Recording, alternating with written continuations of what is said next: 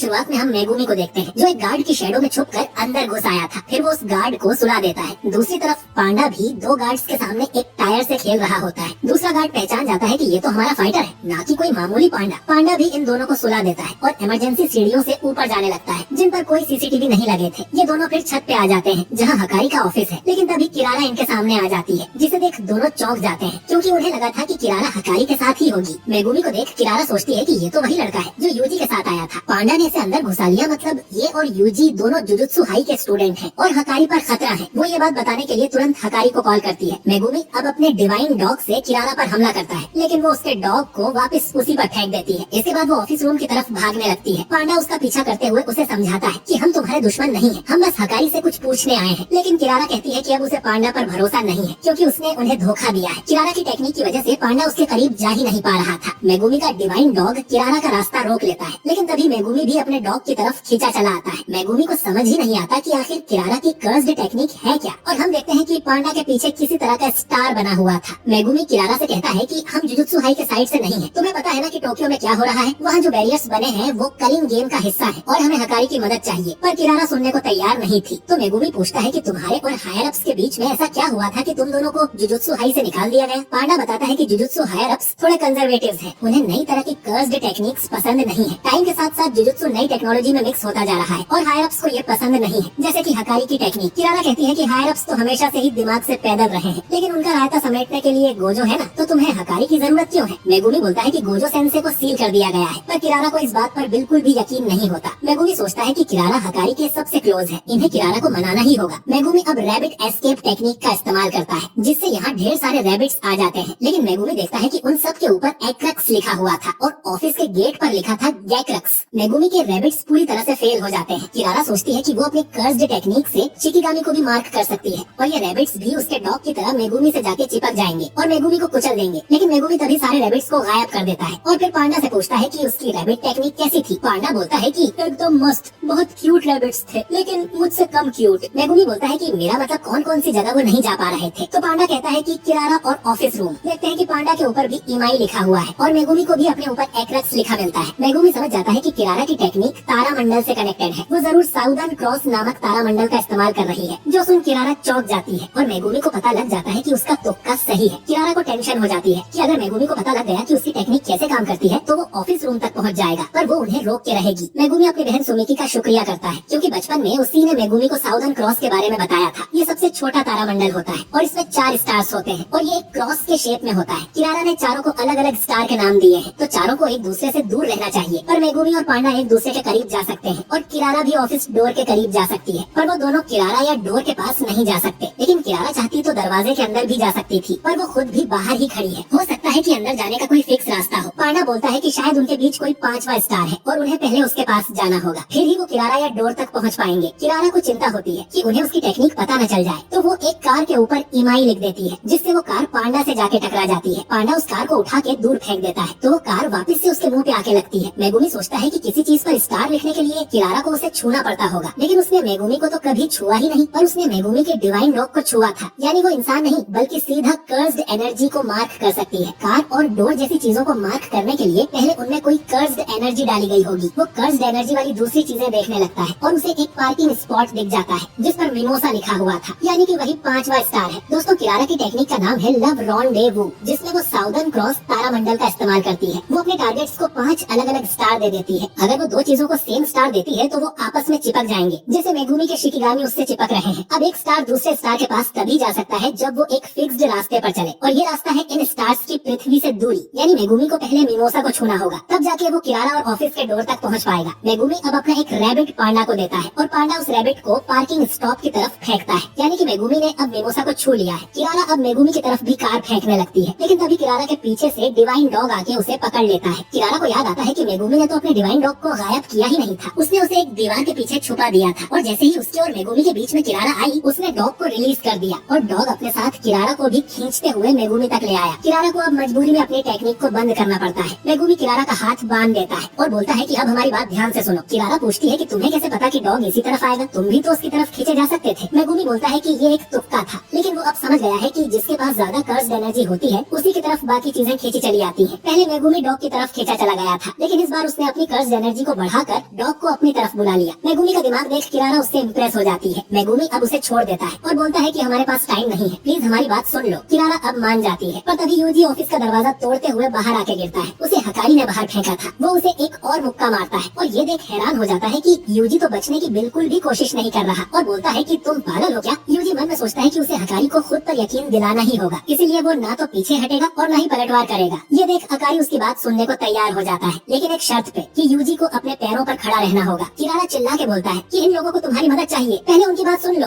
हकारी UG को एक और मुक्का मारता है, लेकिन यूजी वापस से उठ खड़ा होता है। हकारी पूछता है कि तुम्हें मुझसे ही क्यों मदद चाहिए, तो यूजी बोलता है कि मेरे सीनियर्स ने बताया है कि तुम स्ट्रांग हो। हकारी बोलता है कि मतलब तुम अपने साथ मेरी भी जान जोखिम में डालना चाहते हो, तुम मुझे अपनी गर्मी दिखाओ, तब जाके मैं तुम्हारी बात मानूंगा। प्रिंसिपल यागा ने इस साल कैसे लल्लुओं को भर्ती किया है। यूजी बोलता है कि मेरे अंदर कोई गर्मी नहीं है, मैं तो बस मशीन के अंदर लगा एक छोटा सा गियर यानी कॉग हूँ, वो मशीन जिसका इस्तेमाल सॉर्सरर करते हैं कर्सेस को मारने में। हकारी कहता है कि तुम तो बोरिंग हो और उसे एक जोरदार पंच मारता है जिससे यूजी दूर जाके गिरता है। हकारी कहता है कि दर्द हुआ ना, गोजो सेंसे ने बोला था कि मेरी कर्स एनर्जी बाकियों से थोड़ी ज्यादा कड़क है। वो पांडा और मेगुमी से बोलता है कि यूजी को लेकर यहाँ से दफा हो जाओ और वापस मत आना, लेकिन तभी यूजी उसके पीछे आके खड़ा हो जाता है, जो देख हकारी को यकीन नहीं होता। यूजी बोलता है कि मैं बस एक कॉग हूँ, लेकिन मशीन चलाने के लिए कॉग का भी इम्पोर्टेंट रोल होता है। मैं तब तक तुम्हारे सामने खड़ा रहूंगा जब तक तुम मान नहीं जाते। वो अब हकारी से पूछता है कि उसका रोल क्या है। हकारी मन में सोचता है कि तो ये है कॉग की गर्मी। वो उसे फिर से पंच मारने लगता है, तो किरारा उसे रोकते हुए बोलती है कि तुम थक गए हो ना। हकारी अब रुक जाता है और बोलता है कि मैं तुम लोगों से डील करने को तैयार हूँ। किरारा बताती है कि वो भले ही हायर अप्स से नफरत करते हो, लेकिन हकारी को सबसे ज्यादा गर्मी जुजुत्सु हाई में रहकर लोगों की मदद करने से ही मिलती थी। तभी यहाँ पर एक शिकिगामी आ जाता है। ये कोगाने है जो कि कलिंग गेम के बारे में बताने आया है। ये कहता है कि कलिंग गेम में एक नया रूल जोड़ा गया है, रूल नंबर 9।